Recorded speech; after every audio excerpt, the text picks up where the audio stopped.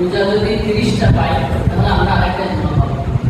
যদি রোজা 29টা হয় তাহলে আগামী বৃহস্পতিবার বৃহস্পতিবার 29শে রমজান হবে। 30 তারিখ হবে, 30শে রমজান হবে শুক্রবার। যদি 29টা পাই তাহলে আগামী জুমাবার সালাতুল ঈদের ফিতর হবে। যদি 30টা পাই তাহলে শনিবার হবে ঈদুল ফিতর। তাহলে আমরা শেষ জুমা হিসেবে আগামী জুমা পাবো।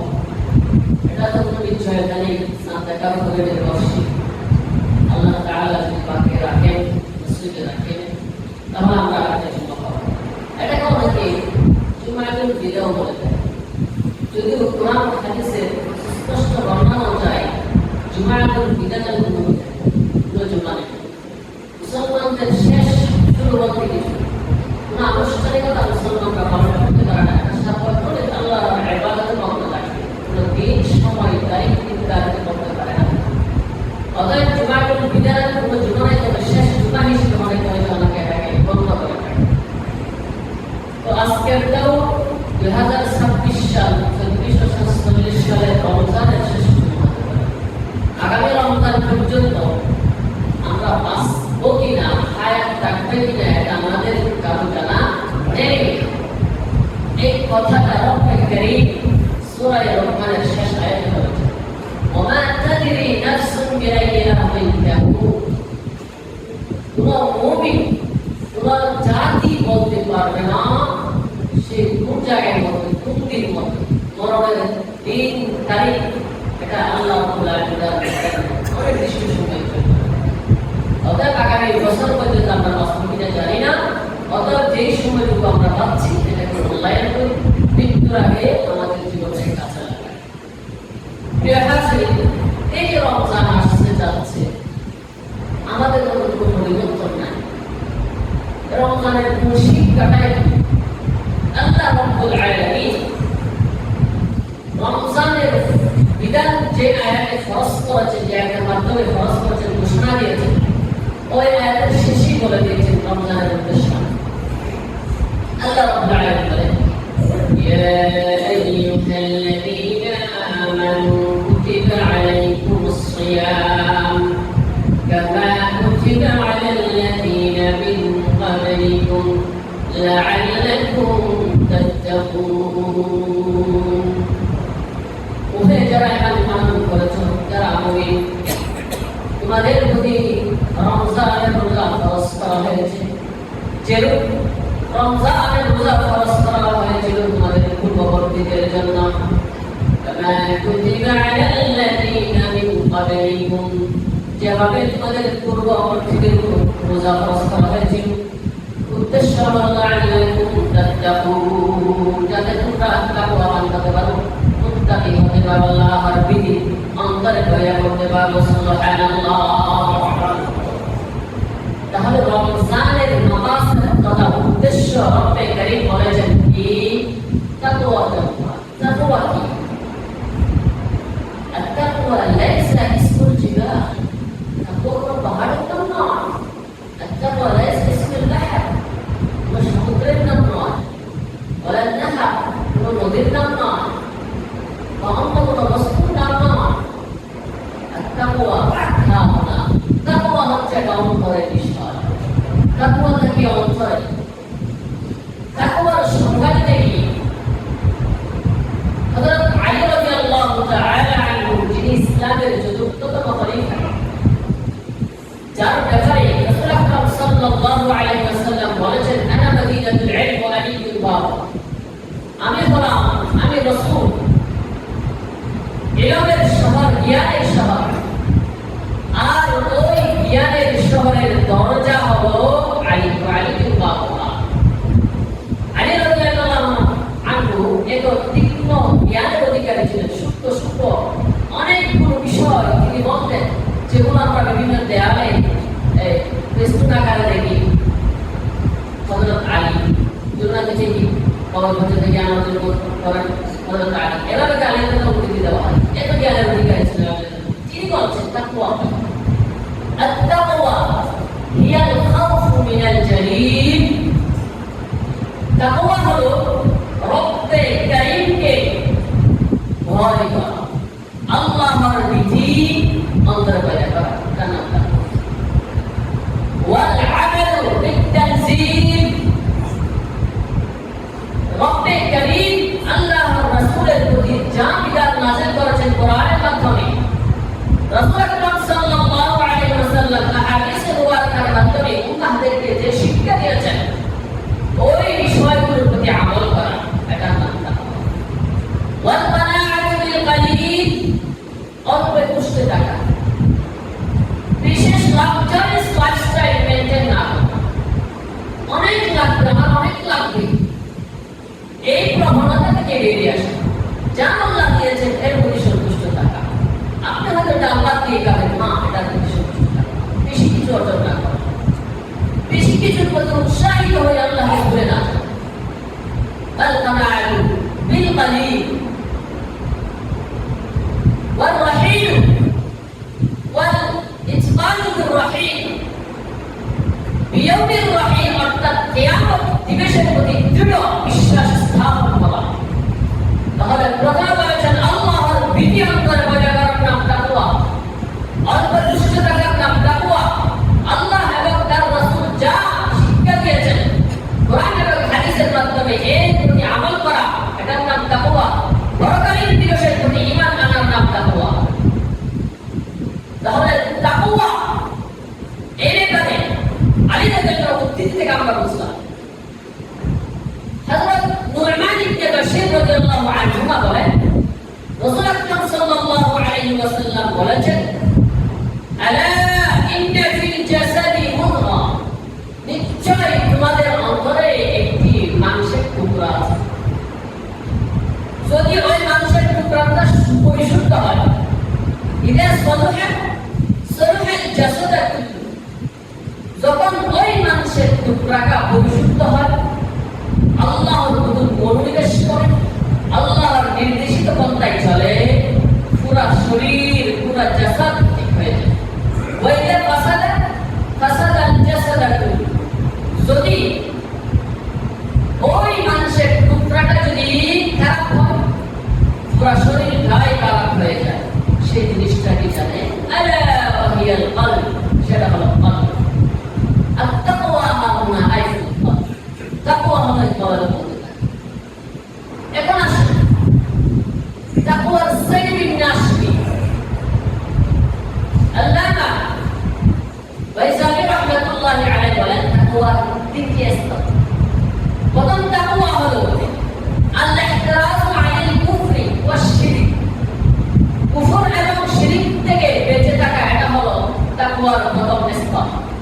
দ্বিতীয় স্তর হলো আল্লাহ রাব্বুল আলামিন এর যে সমস্ত বিধান কোরআনে কারিমে নাযিল হয়েছে, আল্লাহর বিধান এর নির্দেশিত পথে পরিচালিত হওয়া, যে সমস্ত পথ থেকে কর্মকাণ্ড থেকে বারণ করেছেন ওই সমস্ত পথ থেকে বেঁচে থাকার নাম তাকওয়া।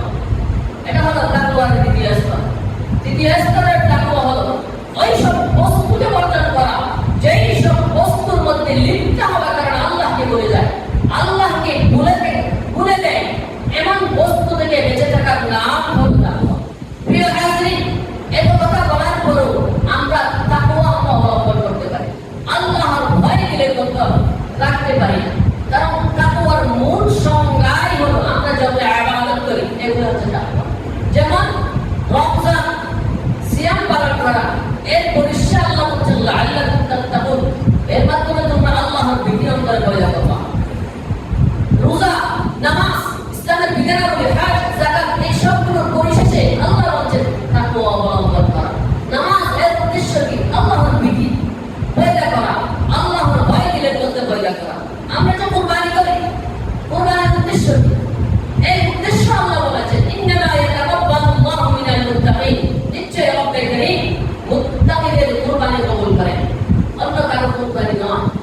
আল্লাহ রাব্বুল আলামিন বলেছেন লা ইয়ানালাল্লাহু লুহুমুহা ওয়ালা দিমাউহা ওয়ালাকিন ইয়ানালুহু তাকওয়া মিনকুম কাযালিকা সাখখারাহা লাকুম লিতুকাব্বিরুল্লাহা আলা মা হাদাকুম ওয়া বাশশিরিল মুহসিনিন। লা ইয়ানালাল্লাহু লুহুমুহা, আল্লাহর কাছে তোমাদের গোশত পৌঁছায় না, ওয়ালা দিমাউহা, রক্ত পৌঁছায় না, ওয়ালাকিন ইয়ানালুহু তাকওয়া মিনকুম, তোমাদের মধ্যে যারা মুত্তাকিদের কুরবানি, মুত্তাকিদের তাকওয়া আল্লাহর কাছে পৌঁছায়। সুবহানাল্লাহ। তাহলে কুরবানি করার উদ্দেশ্য গোশত খাওয়া নয়, কুরবানি করার উদ্দেশ্য হচ্ছে তাকওয়া অবলম্বন করা, আল্লাহর সন্তুষ্টির জন্য কি বিসর্জন দিয়েছেন এটাই উদ্দেশ্য। এজন্য রব্বে কারীম বলেছেন তোমাদের মধ্যে সর্বোত্তম ব্যক্তি হলো ওই ব্যক্তিরা যারা তাকওয়া অবলম্বন করে। আল্লাহ রাব্বুল আলামিন বলেছেন ইয়া আইয়ুহাল্লাযীনা আমানু তাকুল্লাহা হাক্কা তুকাতিহি ওয়া লা তামুতুন্না ইল্লা ওয়া আনতুম মুসলিমুন।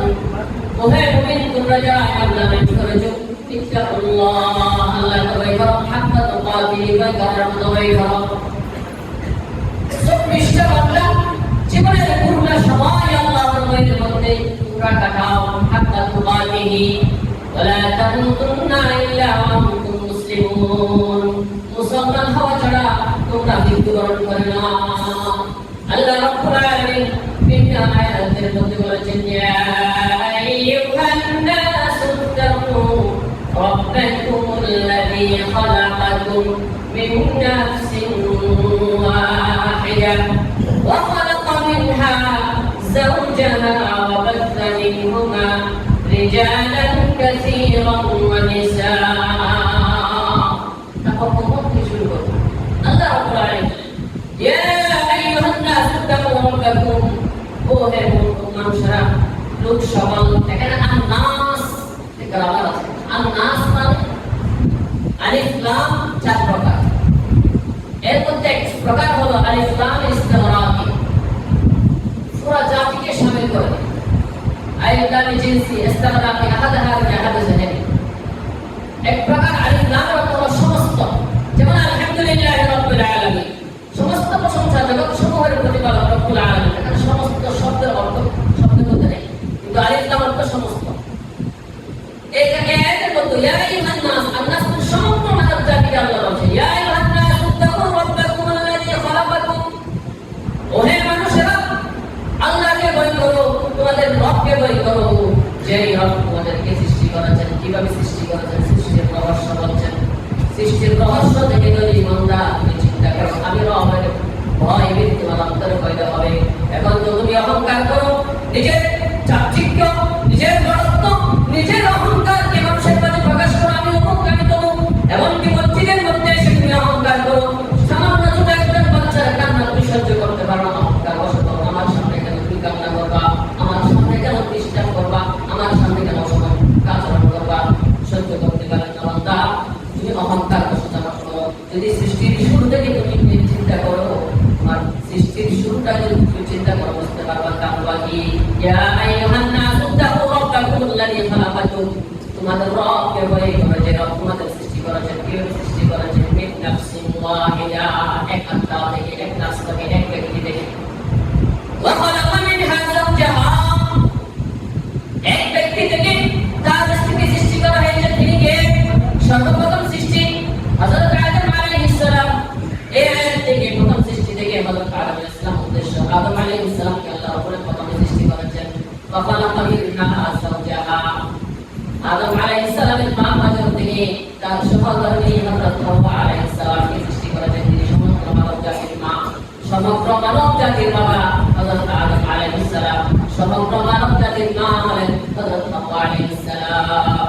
ওয়া খালাকা মিনহা যাওজাহা ওয়া বাসসা মিনহুমা রিজালান কাসীরান ওয়া নিসাআ, ওই দুইজন ব্যক্তি থেকে তিনি সমগ্র মানব জাতিকে, অসংখ্য মানব জাতি, রিজালান কাসীরান ওয়া নিসাআ, কাসীর মানে বেশি, রিজাল মানে পুরুষ, নিসা মানে মহিলা, অসংখ্য নারী পুরুষ, ওই দুইজন ব্যক্তি থেকে আল্লাহ সৃষ্টি করেছেন। সুবহানাল্লাহ। ওয়াত্তাকুল্লাহাল্লাযী তাসাআলুনা বিহি ওয়াল আরহাম, আবার আল্লাহ বান্দারে তোমার সৃষ্টির রহস্যটা আমি বলে দিচ্ছি। আল্লাহকে ভয় করো, ওয়াত্তাকুল্লাহাল্লাযী তাসাআলুনা বিহি ওয়াল আরহাম, যে আল্লাহর কাছে তোমরা চাও, ওয়াল আরহাম, আত্মীয়তার সম্পর্ক তোমরা রক্ষা করো। ওয়াত্তাকুল্লাহাল্লাযী তাসাআলুনা বিহি ওয়াল আরহাম, ইন্নাল্লাহা কানা আলাইকুম রাকীবা। আমরা সৃষ্টি নিয়ে গবেষণা করি না বিদায় দিনের মধ্যে ভয় ভয় লাগে। আসলে আমরা কিছু মানুষ মনে করে জীবন মানে তো জীবন মৃত্যু, তুমি এটা শিক্ষা আর মুক্তি করো মারা যাবে, এটা আল্লাহ কোরআন বলছে। وقالوا ما هي إلا حياتنا الدنيا نموت ونحيا وما يهلكنا إلا الدهر। কাফেররা বলে, কাফেরের মতো কিছু মানুষেরা মুমিনরা এরকম বলে, وقالوا ما هي إلا حياتنا الدنيا, नहीं है दुनिया की जिंदगी, सिर्फ मौत और जिंदगी है। दुनिया জীবন হলো শুধু মরণ আর মৃত্যু, মরণ আর জীবিত হওয়া, এটাই হলো দুনিয়া। না হিয়া ইল্লা হায়াতুনা দুনিয়া নামুতু ওয়া নাহয়া ওয়া মা ইউহলিকুনা ইল্লা আদ-দাহর। তোমাদেরকে একটি সময়, একটি যুগ, সুনির্দিষ্ট সময় তোমাদেরকে ধ্বংস করে দিবে। ওয়া মা লাহুম বিযালিকা মিন ইলম ইনহুম ইল্লা ইয়াযুন্নুন। আল্লাহ রাব্বুল আলামিন বলেন, কুলিল্লাহু ইউহয়িকুম সুম্মা ইউমীতুকুম। ও মুমিনেরা, তোমরা করেছো আল্লাহর কাছে তোমাদের যেতে হবে না। আজকে আপনি বলেন, কুলিল্লাহু ইউহয়িকুম, আল্লাহ তোমাদের সৃষ্টি করেছেন, সুম্মা ইউমীতুকুম, তিনি তোমাদের মৃত্যু দেন।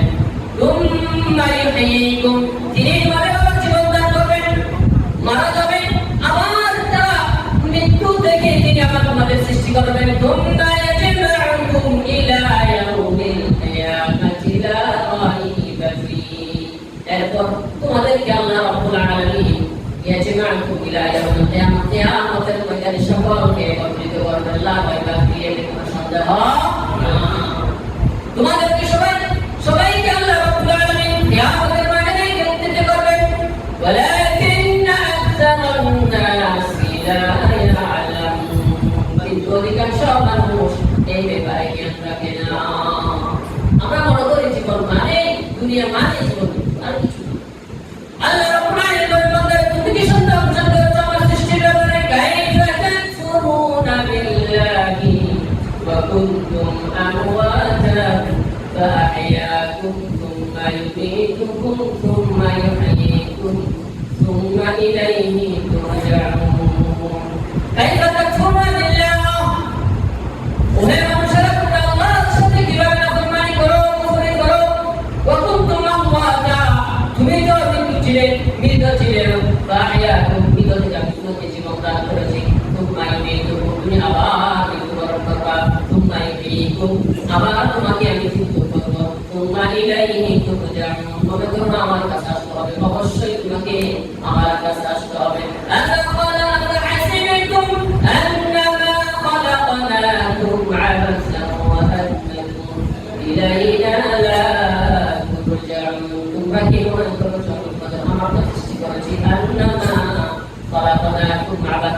আমি তোমাদেরকে অনন্ত সৃষ্টি করি নাই ওয়ান্নাকুম ইলাইনা লা তুরজাউন। এই কথা মনে করো না আমার কাছে তোমাকে ফিরতে হবে, অবশ্যই ফিরতে হবে আমার কাছে তোমাকে। বান্দা আমার সৃষ্টিতে একটু গবেষণা করো। তাফাক্কারু ফি খালকিল্লাহ ওয়া লা তাতাফাক্কারু ফিল্লাহ। আল্লাহর সৃষ্টি নিয়ে গবেষণা করো, ঈমান পাবে।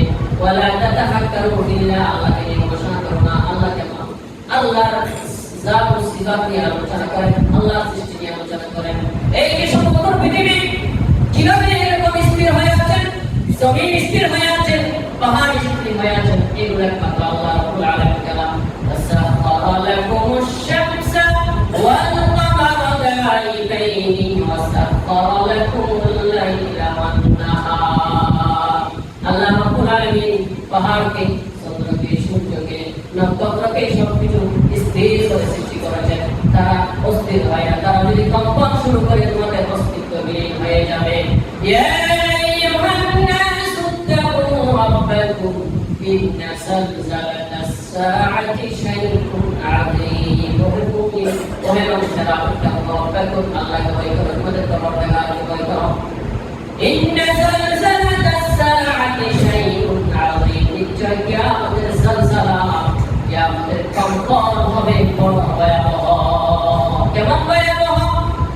ইয়াওমা তারাউনাহা তাযহালু কুল্লু মুরদি'আতিন আম্মা আরদা'আত ওয়া তাদা'উ কুল্লু যাতি হামলিন হামলাহা। মহিলারা তাদের বাচ্চাকে প্রসব করে নেবে, সবাই বিপদগ্রস্ত হয়ে পড়বে। কেমন বিপদগ্রস্ত?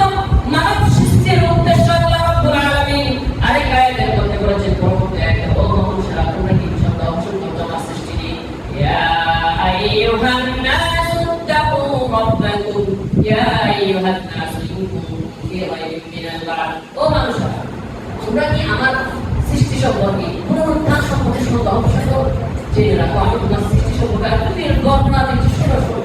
ইয়া আইয়ুহান নাসু ইন কুনতুম ফি রাইবিন মিনাল বা'থ, পুনরুত্থান সম্পর্কে রাইবিন তুমি সন্দেহ অবশ্যই করো। ফাইন্না খালাকনাকুম তোমাদের সৃষ্টি করতে তোমায় বানাইছি। ফাইন্না খালাকনাকুম মিন তুরাব, মাটি থেকে আমি তোমাকে সৃষ্টি করেছি। সুম্মা মিন নুতফাতিন, তোমাকে আমি এরপরে নুতফা থেকে, নাপাক পানি থেকে, বীর্য থেকে তোমাকে আমি সৃষ্টি করেছি। সুম্মা মিন আলাকাতিন, ওই বীর্যকে আমি একসময় রক্তে মাংসে রূপান্তরিত করেছি, রক্ত বীর্যে। সুম্মা মিন মুদগাতিন মুখাল্লাকাতিন ওয়া গায়রি মুখাল্লাকাতিন, এরপর পূর্ণাকৃতি বিশিষ্ট এবং অপূর্ণাকৃতি বিশিষ্ট আমি তোমাকে বানিয়েছি। ওয়া নুকিররু ফিল আরহামি মা নাশা ইলা আজালিন মুসাম্মা, আমি তোমাকে এরপর মায়ের গর্ভের মধ্যে নির্দিষ্ট সময় পর্যন্ত আমি রাখি।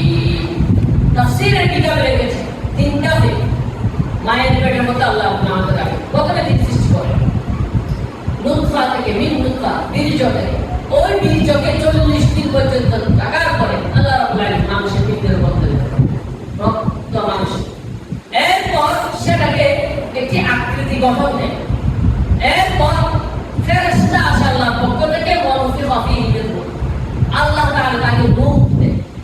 রূহ দেওয়ার পরে একটা স্বয়ং সম্পূর্ণ গঠন থেকে না হয়। এরপর মায়ের পেটের মধ্যে নির্দিষ্ট সময় আল্লাহ ওয়ানুকিররু ফিল আরহামি মা নাশা ওয়া মিনকুম মান ইউতাওয়াফা, আল্লাহ জেনে রাখো মায়ের পেটের মধ্যে তোমাদেরকে অনেকে আমি মৃত্যু দিয়ে দেই। অনেকে মায়ের পেট থেকে জন্ম হওয়ার পর মৃত্যু হয় কিনা? মায়ের পেট থেকে জন্ম হওয়ার পর মৃত্যু। ওয়ানুকিররু ফিল আরহামি মা নাশা ওয়া মিনকুম মান ইউতাওয়াফা ওয়া মিনকুম মান ইউরাদু ইলা আরযালিল উমুর, এবং অনেককে আমি বার্ধক্য পর্যন্ত পৌঁছাই। ওয়ালিতাবলুগু ইলা আজালিন মুসাম্মা, অনেককে যৌবন বয়সে পদার্পণ করায়। মায়ের পেট থেকে আমরা যখন জন্মগ্রহণ করি, অনেকে জীবিত পুরুষদের সুন্দর বাচ্চা জন্মগ্রহণ করে, অনেকে মৃত জন্মগ্রহণ করে। মৃত সন্তান যখন বাবা মাকে কান্না করে, কিন্তু আল্লাহ রাব্বুল আলামিনের হুকুম। এরপর আল্লাহ রাব্বুল আলামিন বলেন, আমি নির্দিষ্ট সময় পর্যন্ত তোমাদেরকে পৃথিবীতে রাখি। কাউকে যৌবন বয়সে পদার্পণ করায়, আর কাউকে আজালিল উমুর, বৃদ্ধ বয়স পর্যন্ত পৌঁছায়। এরপর তোমাদেরকে স্মরণ রাখো, আমি রবের কাছে ফিরে আসতে হবে। সুতরাং কেউ বাঁচতে পারবে না, আল্লাহর কাছে চলে যেতে হবে। এই